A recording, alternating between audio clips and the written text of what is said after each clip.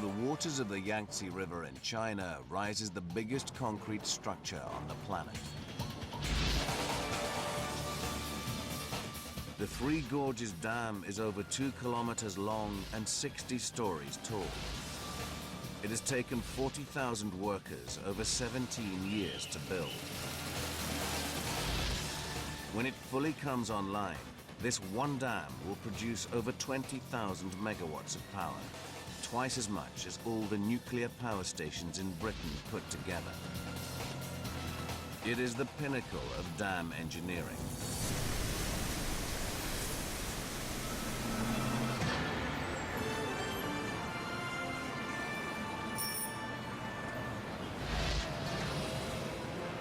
China is one of the fastest growing economies on Earth. To fuel the need of its ever-accelerating industry, the nation needs more power.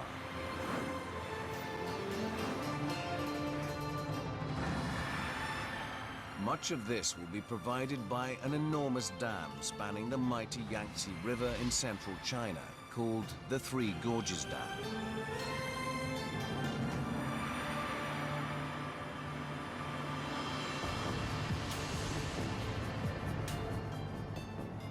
Our cameras have been granted privileged access to capture this amazing feat of engineering in its full glory.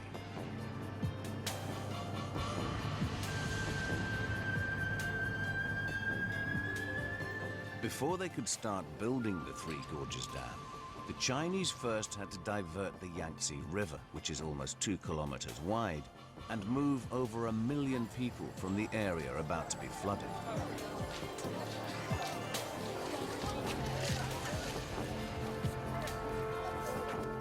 And when they filled the reservoir behind the dam, a huge mass of water actually slowed down the speed of the Earth's rotation by a fraction.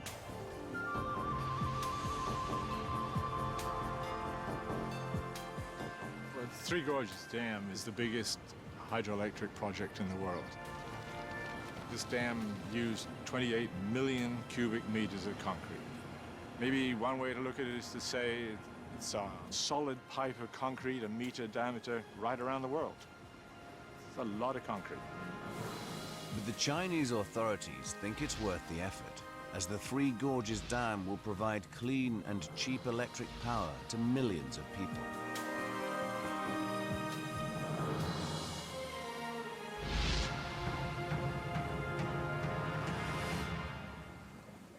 British engineer Robin Charlwood has been working on the dam since 2003 and is still impressed by its scale.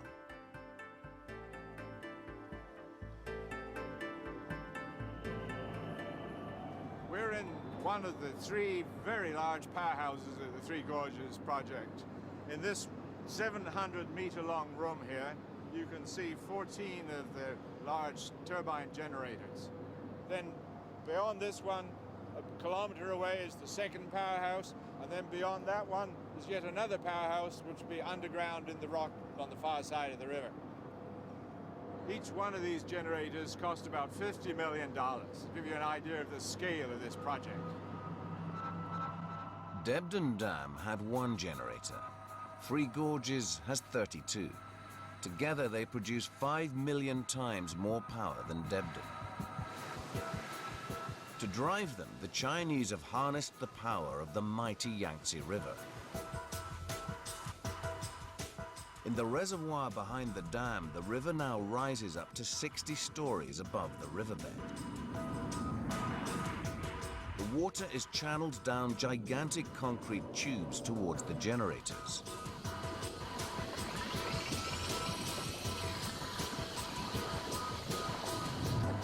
Here, the torrent of water hits the turbines and makes them spin. This motion is in turn transferred to the rotor of the generator. This is fitted with massive magnets, which move past copper coils in the casing to generate electricity. Just one of these machines makes as much electricity as a small nuclear power plant. All 32 generators together produce enough power for 60 million Chinese.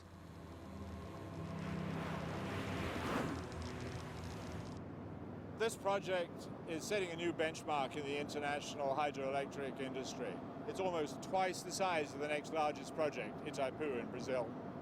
And of course, it's only the first of a whole series of megadams that are under construction here in China.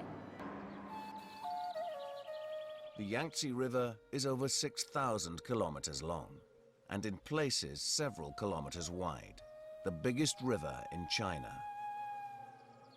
It presents enormous logistical challenges to the dam engineers.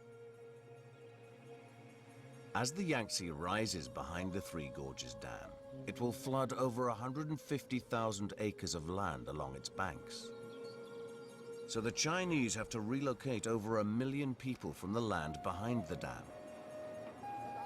Thousands of new houses have to be built for the displaced citizens to live in. Then the engineers can begin to dam the river. We're standing here among some of the rocks and these precast concrete blocks that were used to create the cofferdams to control the river during the construction of the Three Gorges project. Controlling the river to allow the construction of this huge project was clearly a major undertaking. I mean, the Yangtze River is one of the largest rivers in the world, very fast, very deep. So building these cofferdams and to allow a safe construction was a major operation. The Chinese claimed that this was the largest and most difficult diversion ever undertaken for a hydroelectric project, and you look at the scale of it, they were absolutely right. This was huge.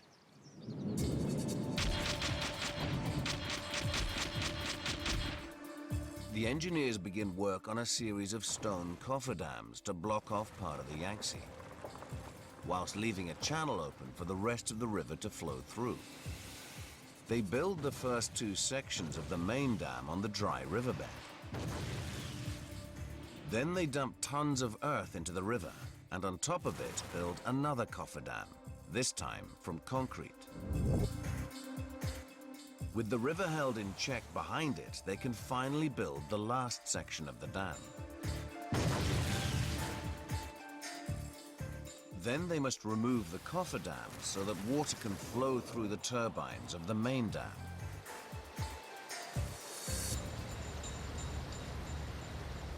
Having built such substantial cofferdam structures, it's a major challenge how to remove these things.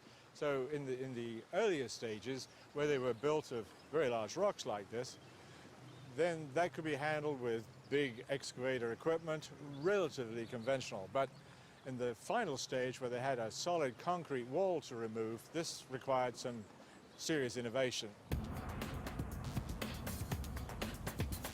Unlike the cofferdam in Marais, the Chinese version is too tall to simply leave it in place. So the Chinese engineers build it leaving holes for explosive charges. On the 6th of June 2006, they fill them with 190 tons of dynamite and hold their breath.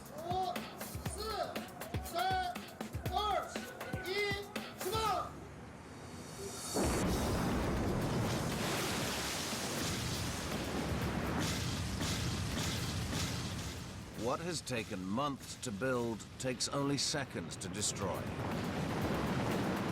As the cofferdam crumbles, it unleashes the water stored behind it.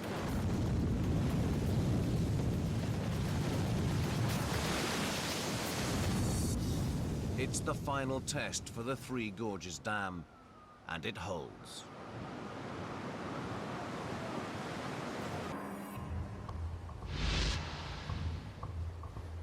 The Three Gorges Dam takes concrete construction to new heights.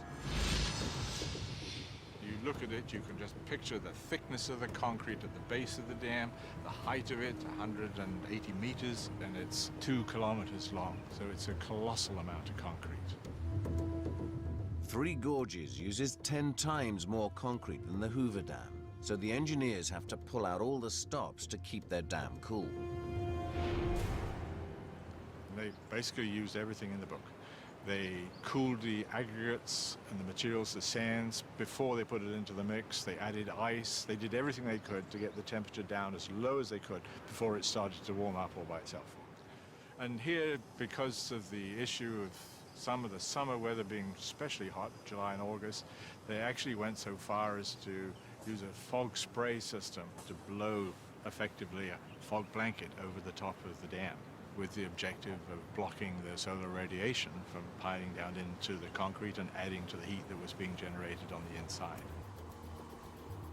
But all these measures to stop concrete from cracking will count for nothing if the dam is built on weak foundations, as civil engineer Ed McCann explains. While we can make the dam completely impermeable, it's rather harder for us to make the riverbed impermeable. Now, of course, once the water is up behind the dam here, there's a huge pressure pushing it this way, and whilst the dam won't let the water through, the water simply just goes underneath, and that means you haven't got much of a dam. There is a solution to this, and we'll, if John will give me a hand, we'll have a look at it. John, take the blocks, please. What you've got here is basically a pipe network. These are a series of vertical pipes that go down into the riverbed with little holes in the side of them. And we connect them up to a high-pressure pump. Of course, it wouldn't be this, but it would be a big pump. In this pump, what we've got is a watery grout. It's just cement and water. And when that cement and the grout goes hard, it creates an impermeable barrier. Just this time, it's in the soil. So we'll have a go. Here's our high-pressure pump. So if I squeeze that really hard, there we are. And pretty much straight away, you can see the grout coming out and running through the soil and spreading out, which is exactly what we want to see, of course. And you can see in some areas it goes a long way, and in other areas it doesn't get through. That means that the soil is denser and less permeable there. But that's fine, because what you do is you drill more holes down into the areas here, and you squirt more grout in, and you keep going until you've got a continuous curtain underneath the dam. And there we are. So we have our impermeable dam on top of the riverbed, and we've created a concrete dam underneath the riverbed.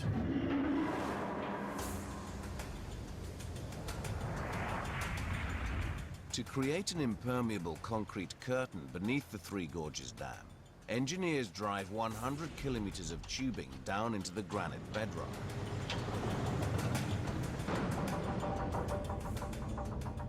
Then they pump 200,000 cubic meters of grout into the tubes, which is squeezed into the fissures in the rock. As the grout hardens, it turns the leaky rock into a solid waterproof base for their dam.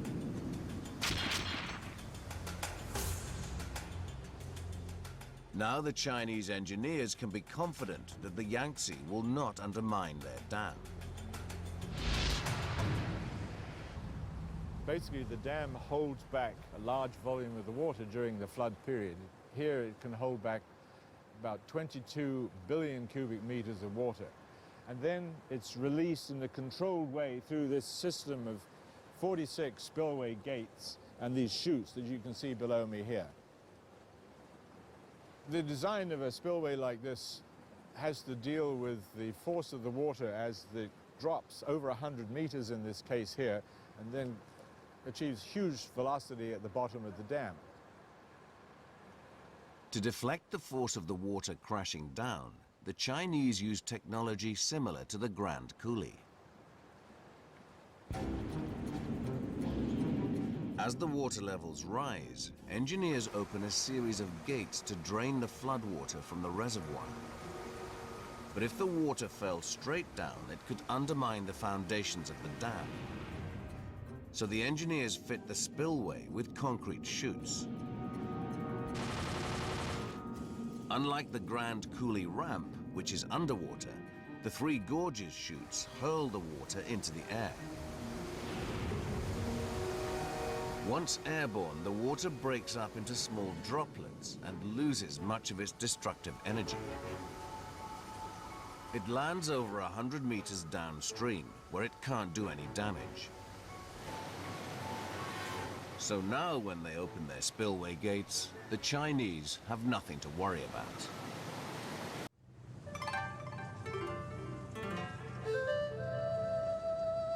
At China's Three Gorges Dam, the engineers also face a major traffic problem. Their dam sits on one of the busiest rivers in Asia. The Yangtze is a really important waterway for navigation traffic in China, leading all the way from Shanghai, the coast, up to Yichang, all the way to Chongqing. It's been carrying about 18 million tons of freight per year. Getting about 170 ships a day over a dam that's more than 100 meters high is a tall order for the engineers. Befitting the biggest dam on Earth, the Chinese solve it by building the biggest ship lock on Earth.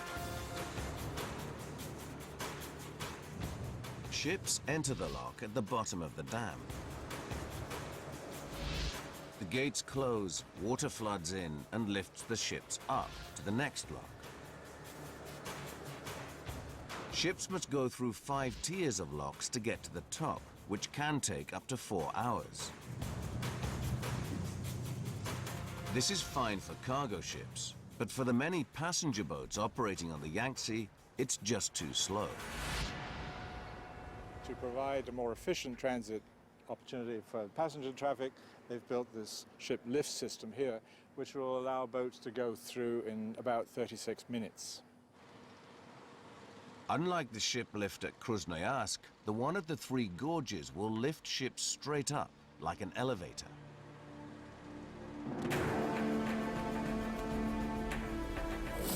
And the secret of its success will lie hidden in its concrete walls.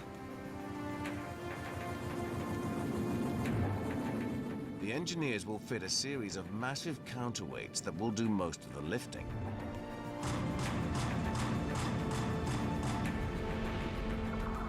Sixteen 1,000-ton concrete blocks will be connected by cables to the steel trough that will carry the ship and the water it floats in.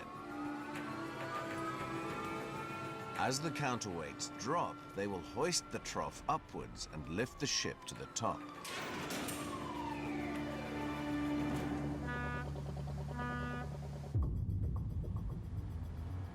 This ship lift here is 113 meters high and can handle vessels up to 3,000 tons.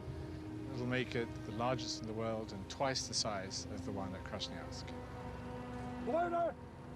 Certainly when you look at the structure now, it's got a ways to go in terms of construction. It won't be finished till 2015, but it's clearly huge. It's another very impressive achievement underway here. The Three Gorges Dam produces more power than any other, but that's not the main reason it was built.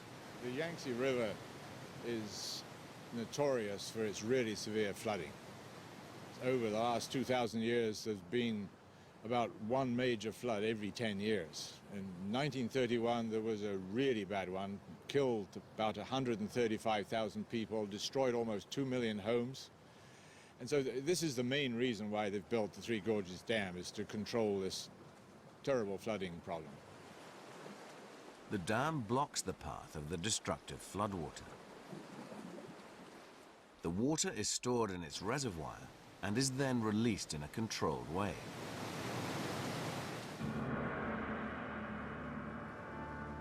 But managing floodwater can also have serious environmental side effects, as recent history has shown.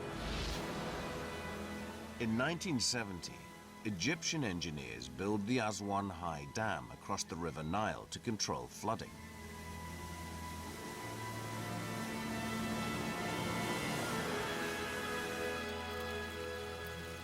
But soon, farmers downstream noticed that their harvests are beginning to fail. Their soil becomes so barren that the farmers need millions of tons of fertilizer every year to nourish their crops.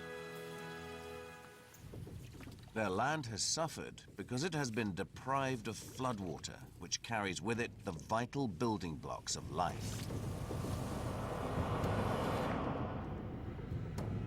Chemist Dr. Andrew Shidlow demonstrates. So we have here our clean rainwater, which has been falling. We're adding to it some good quality topsoil. We then add some animal excrements. We have some snail shells, essentially made of calcium carbonate. Then we have some dried leaves, plant vegetation here, and of course fish. As the storm proceeds, as the water starts to flow rapidly, all of these ingredients get mashed up in the hugely violent storm waters which occur.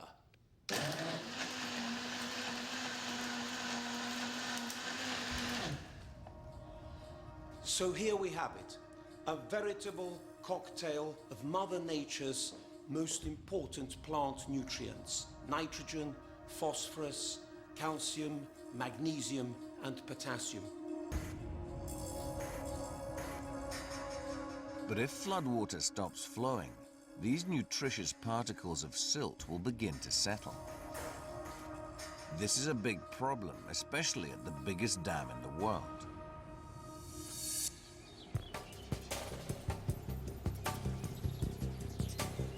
The flow of precious Yangtze silt is blocked by the dam and trapped in the slow-moving water of the reservoir. It rapidly sinks to the bottom where it builds up. The silting problem on the Yangtze is a huge problem. The total amount coming down is about 500 million tons per year, which equates to about 1 kilometer cube. Perhaps enough to fill big sports stadiums hundreds of times. It's a huge amount of silt. If this silt remains trapped behind the dam, it would mean that farmers, fishermen, and wildlife would be deprived of nutrients in the water for hundreds of miles downstream. And the tons of settled silt or sediment could build up in the reservoir and threaten the dam itself.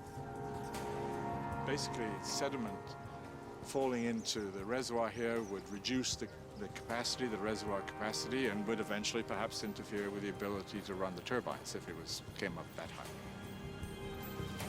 Cleverly, the Chinese engineers exploit the power of floodwater to flush the sediment out of the reservoir and send it downstream.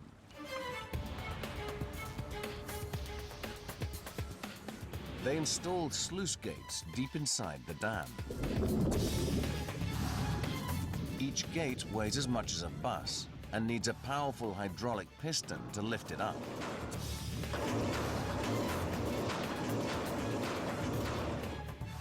When the operators open the gates, floodwater rushes over the trapped sediment and sweeps it through the dam.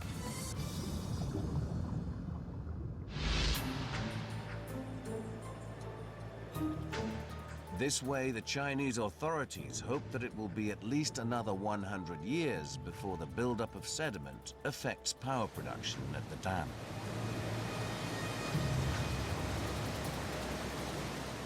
But even the clever purging system cannot carry all the sediment across the dam. Scientific estimates on how much sediment remains behind vary from as little as 30% to as much as 60%. But the Chinese authorities believe that this is a price worth paying. They are convinced that the benefits of the dam, such as clean energy and flood control, far outweigh its significant drawbacks.